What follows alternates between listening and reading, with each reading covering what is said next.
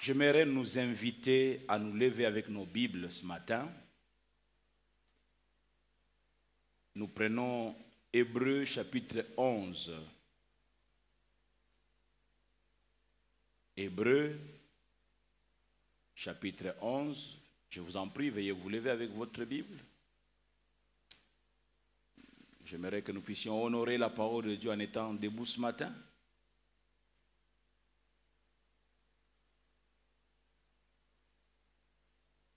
Je vais lire dans Hébreux 11 comme je l'ai dit. Prenez donc la référence.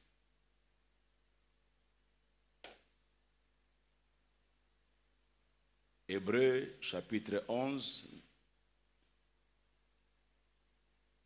à partir du premier verset. J'espère que tout le monde s'est levé pour honorer la parole comme je l'ai demandé.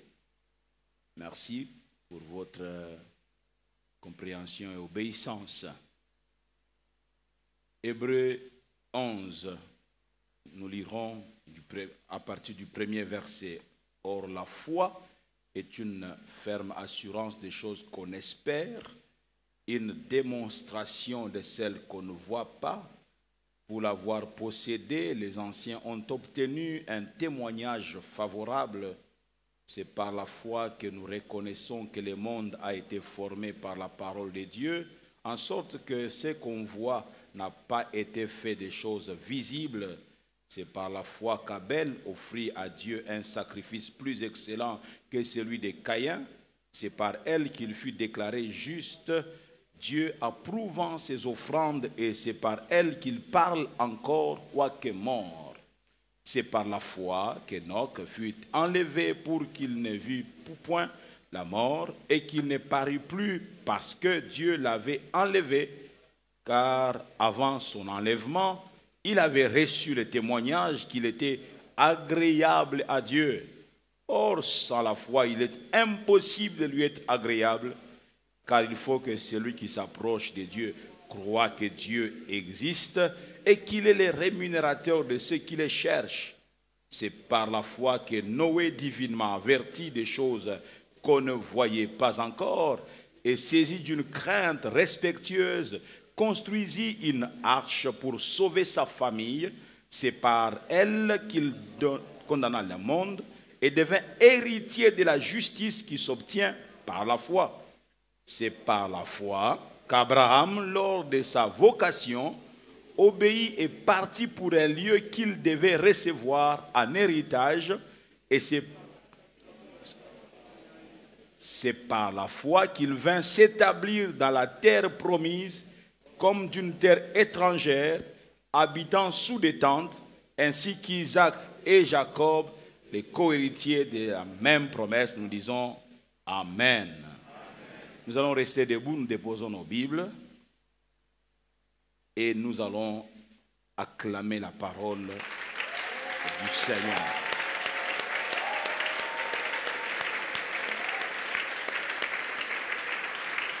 Gloire à l'agneau. Alléluia. Amen. Maintenant, nous pouvons reprendre nos places. J'aimerais vous donner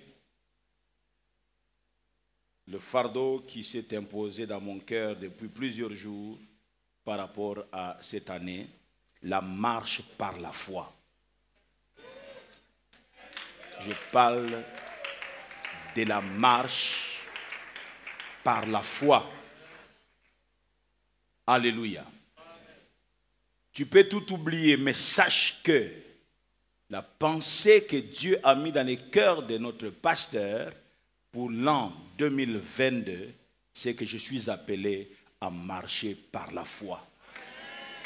Quoi qu'il fasse, qu'il neige, qu'il ça bouge, qu'il pleuve, qu'il fasse chaud, je marche par la foi. Alléluia. Je marche par la foi. Ce chapitre que nous venons de lire, ces passages du moins de ce chapitre que nous venons de lire, nous présente, je dirais même tout le chapitre, nous présente une liste de grands hommes de foi. Des grands hommes de foi au nom souvent illustre. Des grands hommes de foi. Tous ces personnages de manière différente et à des degrés divers, ont enduré l'épreuve ou des épreuves. Au fait, on n'est pas homme de foi par hasard. Ça ne se proclame pas. Ça se vit. Ça se vit. De cette liste, nous épinglons Abel, Enoch, Noé, Abraham, pour ne citer que cela. La liste n'est pas exhaustive. Nous avons donc ici le parcours des héros de la foi. Le parcours des héros de la foi dont l'histoire fut marquée par l'empreinte de Dieu. L'histoire de leur vie a été marquée par l'empreinte de Dieu. Et j'aimerais aborder mon intervention de ce matin après cette introduction, en deux grands points. Le premier point, c'est les terrains de la foi. Qu'est-ce donc les terrains de la foi? Et le deuxième point que j'aborderai, ce sont les 4 réalités sur la foi. Et j'atterrirai par une conclusion. Les terrains de la foi, ce sont les épreuves. Je venais de dire que ça ne s'autoproclame pas homme de foi, non. Ça se vit. Amen, amen. Ça se vit. La foi est nécessaire dans les épreuves. La foi est nécessaire dans les incertitudes de la vie. La foi est nécessaire. La vie de ces héros n'avait pas été facile. Elle était pénible. Elle était éprouvante. Elle était jalonnée d'obstacles et de combats multiples. Quand vous lisez, vous analysez la vie de ces héros de la foi. Ils n'ont pas connu une vie facile. Mais la foi était un élément important dans leur vie pour surmonter toutes ces épreuves. La foi, la vie de la foi comporte certes des difficultés et des problèmes. Dieu, il me semble qu'il teste notre foi au travers de l'épreuve pour voir si elle est réelle et si elle est vivace, la foi que nous avons vis-à-vis de lui. Lorsque vous lisez 1 Pierre au chapitre 1er et le verset 6 et verset 7, il est écrit que c'est là ce qui fait votre joie, quoique maintenant, puisqu'il le faut, vous soyez attristés pour un peu de temps par diverses épreuves, afin que l'épreuve de votre foi, plus précieuse que l'or périssable, qui cependant est éprouvé par le feu, ait pour résultat la louange, la gloire et l'honneur lorsque Jésus-Christ apparaîtra. Quelqu'un dit Amen. La foi est nécessaire. Et la foi se manifeste dans les épreuves. La foi se manifeste dans les difficultés. Si tu n'es pas porteur de foi, tu vas lâcher, tu vas abandonner. Tu vas abandonner la course, tu vas abandonner ces combats. Mais un homme de foi, une femme de foi n'abandonnera pas. Oh, alléluia. L'homme de foi n'abandonne pas. L'homme de foi avance malgré les épreuves. L'homme de foi avance. La foi, c'est avancer malgré les épreuves. La foi, c'est avancer malgré les difficultés. George Miller disait, les difficultés sont la nourriture de la foi. Si tu ne rencontres pas de difficultés, ta foi va s'atrophier. Les difficultés, les épreuves constituent la nourriture de notre foi. Ces hommes de la même nature que vous et moi, comment ont-ils fait pour rester debout? Comment ont-ils fait pour survivre au milieu des situations compliquées, des situations infrahumaines et continuer leur marche jusqu'à l'accomplissement de leur mission ou des desseins de Dieu? Comment ont-ils fait? Bien-aimés, analysez votre Bible, vous allez voir que ces hommes, ce sont des hommes qui sont passés par des temps compliqués, des temps difficiles. Quand vous lisez la vie de Paul, il est en train de vous expliquer les difficultés par lesquelles il est passé, mais il dit que Dieu lui a accordé la victoire dans toutes ces choses. Alléluia. Pourquoi? Il a placé sa foi en Dieu. Comment ont-ils survécu? Comment ont-ils fait? La réponse est toute simple. C'est par la foi. Oh, amen. C'est par la foi. Parce que Hébreux 11 que nous avons lu, au verset 3 dit quoi? C'est par la foi que nous reconnaissons que le monde a été formé par la parole de Dieu, en sorte que ce qu'on voit n'a pas été fait de choses visibles. Si je m'arrête là pour te dire que c'est par la foi que nous reconnaissons que le monde a été fait des choses. Donc le monde a été formé par la parole de Dieu, en sorte que ce que nous voyons n'a pas été fait des choses visibles. Nous n'avons pas été là lorsque Dieu créait le monde, mais il nous a donné l'information et nous croyons sa parole. Alléluia. C'est par la foi. Et le verset 4 dit que c'est par la foi qu'Abel offrit à Dieu un sacrifice plus excellent que celui de Caïn. Et le verset suivant dit encore que c'est par la foi qu'Enoch fut enlevé pour qu'il ne vit point la mort et qu'il ne parut plus parce que Dieu l'avait enlevé, car avant son enlèvement, il avait reçu le témoignage qu'il était agréable à Dieu. Quand Dieu te juge agréable, c'est que tu as la foi. Car la foi, comment?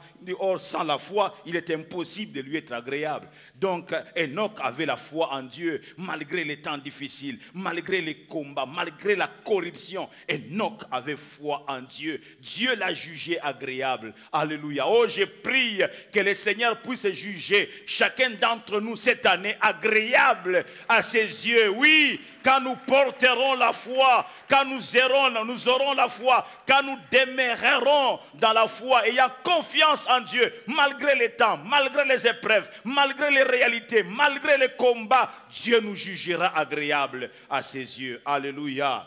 Sans la foi, il est impossible de lui être agréable, car il faut que celui qui s'approche de Dieu croit que Dieu existe et qu'il est le rémunérateur de ceux qui le cherchent.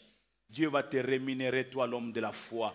Cette année, Dieu va te rémunérer, toi la femme de foi. Cette année, Dieu va rémunérer ta foi. Alléluia. Alléluia. La foi, bien-aimé, est une ferme confiance dans la réalisation de ce qu'on espère. La foi, une ferme assurance des choses qu'on espère. Une démonstration de celles qu'on ne voit pas. La foi, c'est une manière de posséder ce qu'on espère, de le posséder déjà par avance. C'est cela la foi, de le posséder déjà par avance. La chose, nous ne la voyons pas, mais nous l'avons. Nous ne la voyons pas, mais nous l'avons. Je vais encore être beaucoup plus clair quand je vais avancer. Écoutez, bien-aimés dans le Seigneur, croire, c'est être absolument certain de la réalité de ce qu'on ne voit pas. Croire, c'est être absolument certain de la réalité de ce que tu ne vois pas. Mais je suis certain de cette réalité-là. Je ne le vois pas encore, mais je suis certain de cette réalité-là. Alléluia. 4 réalités sur la foi, c'est le deuxième point. Le verset 11, que dit le verset 1er de ce chapitre 11, dit que oh, la foi est une ferme assurance des choses qu'on espère. Une démonstration de celles qu'on ne voit pas. Ce passage nous donne une description plus qu'une définition. Oui, nous pouvons y tirer une définition, mais ce passage nous donne plus qu'une définition. Ce passage nous donne une description de... C'est là que je viens au premier point de ces 4 réalités de la foi. C'est que, premièrement, c'est que la foi peut accomplir par nous. C'est que la foi peut accomplir par nous. Premièrement, dans ce premier point, elle rend réelles les choses qu'on espère. la foi rend réelles les choses qu'on espère comme si on les possédait déjà. Waouh! Elle rend réelles les choses qu'on espère comme si on les possédait déjà. Bien-aimés dans le Seigneur. Deuxièmement, la foi produit une démonstration évidente de la réalité des bénédictions spirituelles et invisibles. Ce sont des réalités spirituelles, elles sont invisibles, mais la foi produit une démonstration évidente de ces réalités.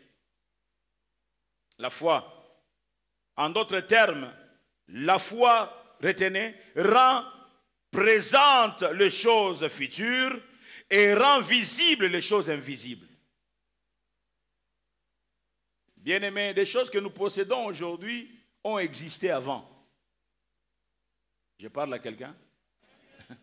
Les choses que nous possédons aujourd'hui, nous pouvons les toucher, nous pouvons les voir, ont existé avant sans que nous puissions les voir. J'ai dit à quelqu'un, il y a une porte ouverte cette année. Il y a une porte ouverte cette année pour quelqu'un. Tu ne la vois pas, tu ne la sens pas. Ce n'est pas parce que tu ne la vois pas, que tu ne la sens pas, qu'elle n'est pas. Elle est là. Oh, j'aimerais amener quelqu'un à croire, à saisir qu'il y a une porte ouverte.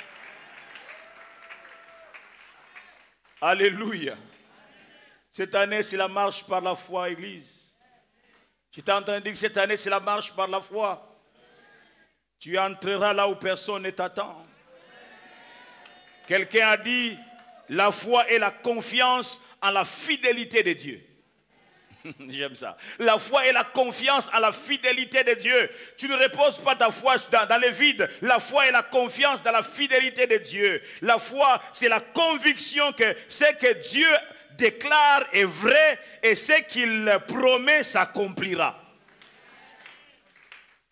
J'aimerais t'inviter à comprendre cela avec ce qui est arrivé dans la vie d'Abraham. Romains chapitre 4, c'est un passage certainement que tu connais. Romains chapitre 4, à partir du verset 18, il est écrit que espérant contre toute espérance, Abraham crut en sorte qu'il devint père d'un grand nombre de nations, selon ce qui lui avait été dit, telle sera ta postérité. Et sans faiblir dans la foi, Abraham ne considéra point que son corps était déjà usé, puisqu'il avait près de 100 ans et que Sarah n'était plus en état d'avoir des enfants.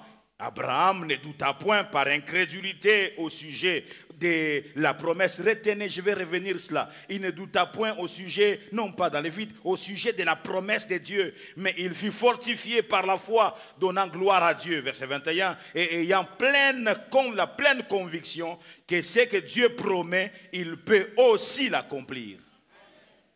Ce que Dieu promet, il peut aussi l'accomplir. Donc la deuxième réalité sur la foi, c'est que la foi n'est pas un saut dans le vide forcément. Elle s'appuie sur des révélations et sur des promesses de Dieu pour son fondement. Le fondement de la foi, c'est la promesse de Dieu. Le fondement de la foi, c'est la promesse de Dieu. La foi, si elle se nourrit, comme nous l'avions dit, des difficultés, retenez au moins qu'elle subsiste par la promesse. Elle tire sa naissance dans la promesse ou par la promesse et elle subsiste par la promesse. C'est pourquoi je dis que ce n'est pas un saut forcément un saut dans le vide, non. Elle est basée sur la promesse. Nous devons cette année rechercher l'inspiration et la révélation.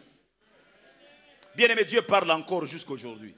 J'étais en train de dire que Dieu parle encore jusqu'aujourd'hui. Et lorsque Dieu t'a parlé, ta foi devient solide. Pourquoi? Parce qu'elle ne se repose pas dans le vide. Elle ne se repose pas dans les kinzunzu. Mais elle se repose sur la promesse de Dieu. Cette nuit, l'ange de Dieu que je sers m'a visité cette nuit. Et, alléluia. Et il m'a dit qu'aucun de ceux qui voyagent avec moi ne périra. Et ne périra que que ces bateaux ici, que ces navires, alors ne paniquez pas. C'est la parole d'un homme qui a reçu la promesse de Dieu et qui voit, il est au milieu de tous les dangers, rien, tout est réuni pour que tous périssent, mais il vient avec la parole et il base sa foi sur cette parole et dit, je sais comment il parle, et lorsqu'il parle, il veille sur sa parole afin que celle-ci s'accomplisse, et je sais qu'il accomplira ce qu'il m'a dit. Ne regardez pas aux réalités présentes, attachez-vous à la promesse, ayez foi en Dieu. Ayez foi en Dieu. Cette année, Église du Seigneur sur laquelle Dieu m'a établi, je vous invite à avoir foi en Dieu. Et même si ça bouge de tous côtés, et même si ça vente, et même si l'eau est en train d'être secouée, ne paniquez pas. Ne paniquez pas. Ne paniquez pas. Je suis en train de dire, ne paniquez pas. Souvenez-vous qu'il vous a parlé, ne paniquez pas. Alléluia, souvenez-vous qu'il vous a parlé et il veille sur sa promesse, il veille sur sa parole afin que celle-ci s'accomplisse. Exercez votre foi.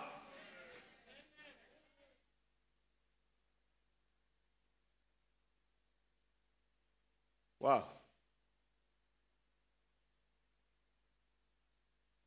Puissions-nous rechercher l'inspiration, la révélation. Puissions-nous rechercher le discernement. Bien-aimé, lorsque Dieu t'a parlé, car Dieu parle réellement, par moments, c'est une petite conviction comme l'étincelle dans ton cœur. Tu sens qu'il y a une conviction. Accroche-toi à cette conviction-là. Parce que Dieu ne parle pas toujours par une voix haute, comme dans un baffle. Oh, non, non. Dieu parle tantôt d'une manière, tantôt d'une autre. Alléluia. Par moment, c'est une image qu'il va envoyer en 15 secondes. Paf, une image paraît là et ça s'impose. C'est comme si tu as vécu une histoire d'une heure du temps. Mais c'était 15 secondes. Bien-aimé, accroche-toi à cela. Accroche-toi à cela.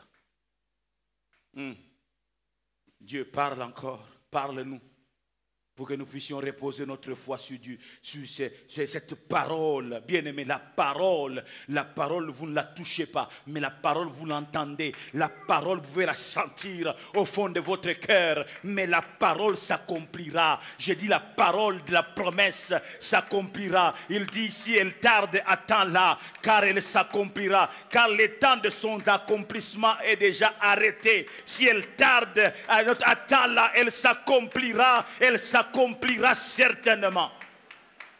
Oh, alléluia. Oh, alléluia.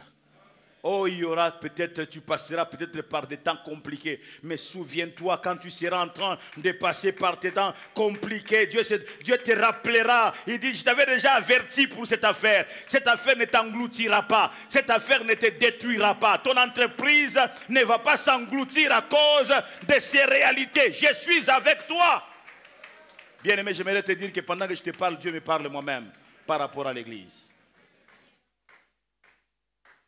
Les combats, nous les connaîtrons. Mais nous ne serons pas seuls dans les combats. Le Dieu de la promesse sera là. J'étais en train de dire que le Dieu de la promesse sera là. Il sera là. Il sera comme ce jour-là, dans la barque, en train de dormir là, au sommet là, la poupe. Il dormait. Oh, alléluia. Le Dieu de la promesse, il dort pourquoi? Parce qu'il sait que tout est en place. Quand tu es en train de penser que c'est oh non, on va mourir, non, il sait que tout est en place. Qu'est-ce qu'il les a dit? Allons à l'autre. Il n'a pas dit autre chose. Il n'a pas dit autre chose. La parole n'a pas changé. Il n'a pas changé. On n'a pas abrogé l'ordonnance. Il a dit passons à l'autre. C'est tout ce qu'il a dit. Et il est allé dormir. J'ai déjà donné la parole. Alors, reposez votre foi sur la parole. Oh, oh, oh, oh, oh. Il dit, même si je ne suis pas là, ma parole, c'est moi-même. Oh, oh, je pensais que je parlais à quelqu'un. Il dit, même si je ne suis pas là, même si vous ne me voyez pas, vous avez au moins la promesse. Et lui dormait. Pourquoi? Parce qu'il sait que le voyage se passera et se terminera comme il a parlé. Mais écoutez mes amis, la promesse ne veut pas dire l'absence de difficultés. La promesse ne veut pas dire l'absence de difficultés. Il y aura des imprévus. Les imprévus n'ont rien à voir avec les programmes d'ensemble. Ça, ce sont des imprévus, mais les programmes d'ensemble. Oh, les programmes d'ensemble, c'est passons à l'autre bord. Ah, nous passerons à l'autre bord. 2023 est en route. Oh, bien aimé. Je vous annonce 2023 aujourd'hui. 2023. Oh, alléluia. Dis à mon peuple, la marche de 2022, c'est la marche par la foi. C'est la marche par la foi. Union musicale, c'est la marche par la foi. Je parle de la marche de la foi. L'ingrédient que vous amenez dans vos maisons, c'est la marche par la foi.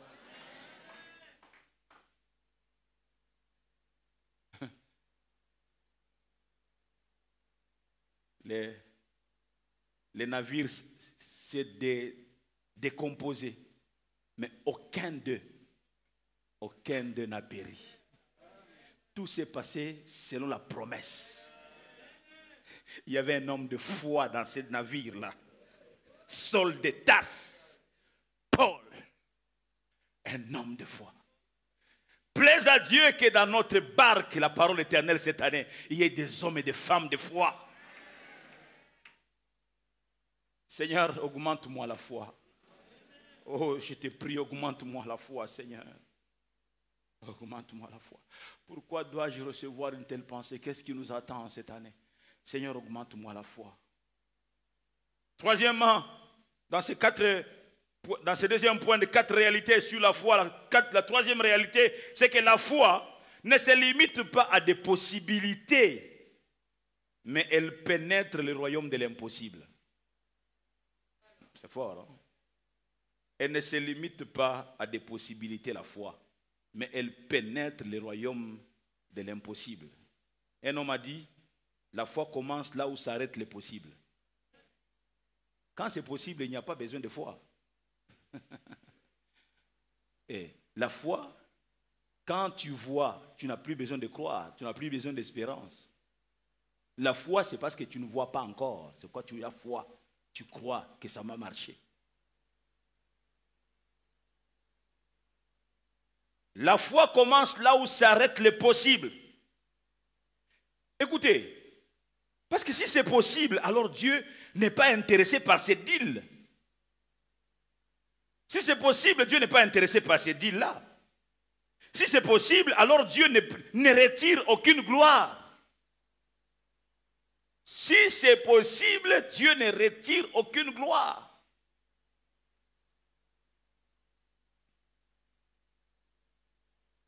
Jésus, celui que tu aimes,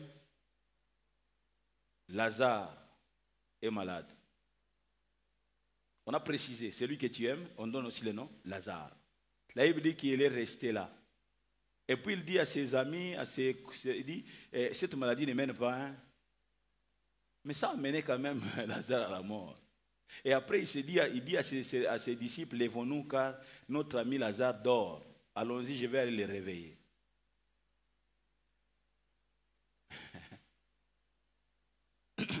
Il a laissé la situation pourrir. Pour que, humainement parlant, les gens disent, maintenant on a atteint le niveau de l'impossibilité. À certaines personnes ici, Dieu va les amener à ce niveau-là. Au point où tu te dis, non, plus rien n'est à espérer ici. Et puis, comme dans un film, à Bethany, Mutuba Lukaka, Ganga film.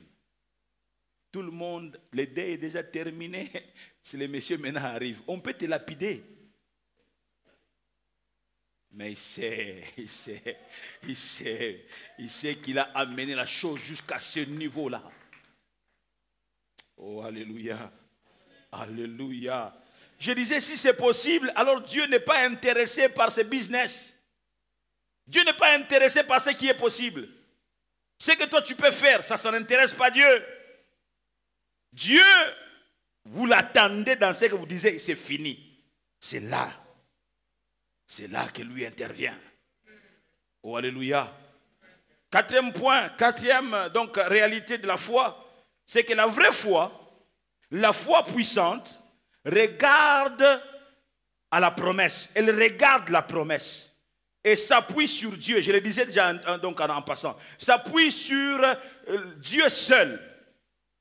J'aimerais dire que cette nature de foi se moque des impossibilités.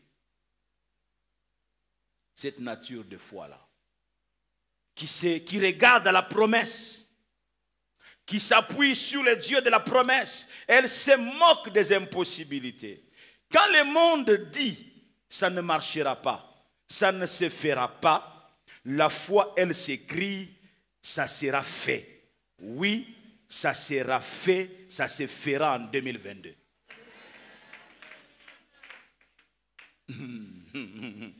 Bien-aimés, le langage du monde est vraiment à l'opposé de celui de Dieu.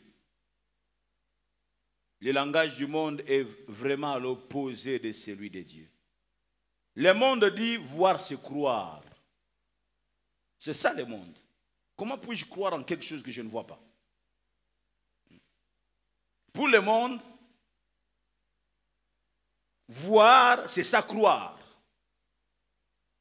Quand vous regardez le Congo, vous voyez la réalité du Congo, il n'y a pas de foi. Ça, c'est marcher selon le monde. Vous voulez voir pour croire en l'avenir de votre pays. Mais ça ne fonctionne pas comme ça avec Dieu. La foi voit là où il n'y a rien. Que quelque chose va sortir ici. Oui, pour le monde, voir c'est croire. Ça, c'est être de la race, de la nature de Thomas. Quand vous lisez dans Jean 20, 24 à 28, Jésus-Christ est venu, il s'est montré aux apôtres, Thomas était absent. Maintenant, Thomas revient, rencontre les apôtres, il dit, hey, Thomas, tu as manqué. Jésus était ici. Jésus, il dit, si je ne vois pas ses plaies, si je n'introduis pas mon doigt dans les creux de ses plaies, je ne croirai pas. Jésus a entendu ça tout en n'étant pas là. Jésus a entendu ça. Il est Dieu, alléluia.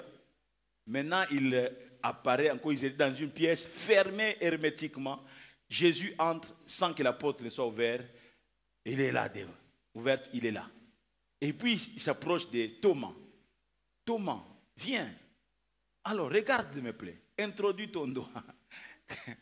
Quand Thomas a vu, il y a Thomas. Quand Thomas a vu, il a cru. Et il a dit, mon roi, mon... Jésus dit, ah, parce que tu as vu, c'est en ce moment-là que tu as cru. Ça, ce n'est pas la foi. La foi, c'est croire avant d'avoir vu. Et Jésus dit, heureux ceux qui ont cru sans avoir vu. N'aie pas la foi de Thomas cette année. Oh non, ce n'est pas cette foi-là que je te prêche ce matin. Oh, alléluia. Marche par la foi. Je parle à quelqu'un. Marche par la foi. Alléluia. Alléluia. Marche par la foi. Bien-aimé, croire, c'est savoir. Croire, c'est voir. Dans Jean 10, 11, 40, Jésus déclara à Marthe, n'étais-je pas dit que si tu crois, tu verras. C'est la foi qui ouvre les yeux.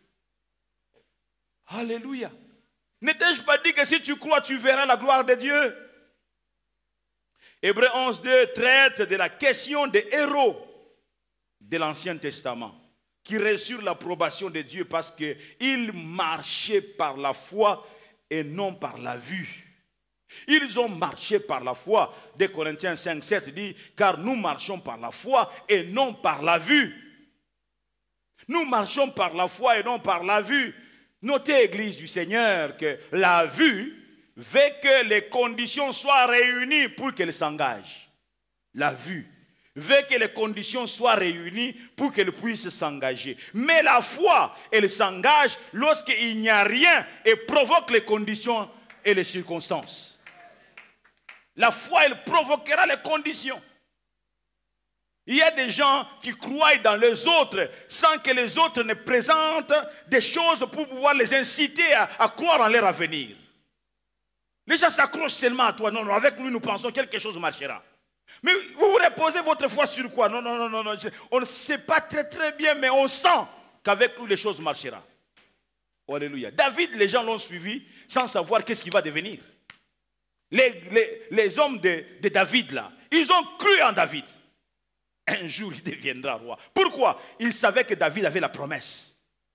Mais la réalité de David, il était pourchassé à gauche et à droite. Lui-même, David confesse en disant, non, je sais que je périrai certainement entre les mains de Saoul. Quelqu'un qui confesse et vous entendez, mais vous le suivez quand même, vous croyez en lui. En réalité, il ne croyait pas en David. Il croyait en la promesse que David avait. Et il savait qui avait fait la promesse. Le Dieu d'Israël ne peut pas promettre à un homme sans qu'il ne puisse réaliser ce qu'il a promis. Nous savons qu'il deviendra roi. Ainsi, ils ont commencé à travailler, ils luttaient, ils combattaient. Ils travaillaient pour que cette vision de Dieu s'accomplisse parfaitement. Ils étaient que des vaillants héros de David, mais ils ont occupé des postes de généraux, de ceci et de cela. Pourquoi? Ils ont cru dans la promesse que cet homme David avait. Apprenez à croire dans certaines personnes. Apprenez à croire dans certaines personnes. Dis à ton voisin, Ndimerangai. Oye bingate. Tu sais, quand tu as la foi, waouh, les gens peuvent ne pas croire en toi. Même si aux autres na musunya bata, même si aux autres sapato et pasuka. Si quelqu'un qui a une chaussure déchirée dit que toi, je vais commencer à t'envoyer, tu deviendras mon secrétaire particulier, je t'amènerai partout. Tu vas croire à ça?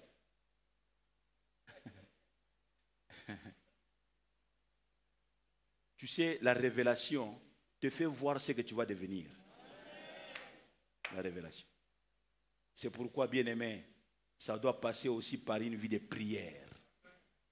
Pour que Dieu te parle. Oh, alléluia. Tu ne connais pas tout sur ta vie. Il y a des choses qui restent cachées. Et tu dois demander la révélation de cela. Oh, alléluia. Il faut que je m'arrête ici. Je n'ai pas fini. J'aimerais juste te dire que la vue veut que les conditions soient réunies pour qu'elle s'engage. Mais la foi, elle s'engage lorsqu'il n'y a encore rien. Elle s'engage et son engagement provoque les conditions et provoque les circonstances. Abraham représente cette race-là. Dieu lui dit, je n'entrerai pas dans tout. Sors de ton pays, de ta patrie, de la maison de ton père. Il est parti parce que Dieu a parlé, mais ne sachant pas où il allait. Abraham, où est-ce que tu vas? Moi-même, je ne sais pas. Ce que je sais, c'est qu'il m'a dit. C'est tout ce que je sais. Et je crois à ce qu'il m'a dit. Mais Abraham, regarde, est-ce que vraiment... Abraham, au moins ici, tu as un pays. Au moins ici, tu as une famille. Abraham, mieux vaut garder ce que tu as et que croire dans ce que tu n'as pas. Non. Avec Dieu, ça ne marche pas comme ça. J'abandonne ça parce qu'il m'a dit. N'est-il pas devenu le père de la multitude? Alléluia. Frère, je prie que Dieu nous aide à marcher par la foi. Mes autres interventions, je serai encore beaucoup plus explicite. Mais la marche de cette année, c'est la marche par la foi. La marche par la foi. Les gens qui ont marché par la foi, généralement, ils sont partis d'un rien. Il n'y a eu rien dans leur vie. Mais ils ont produit des choses. Et ils ont laissé derrière eux des choses. Pourquoi? Ils avaient la foi. Que Dieu bénisse sa parole.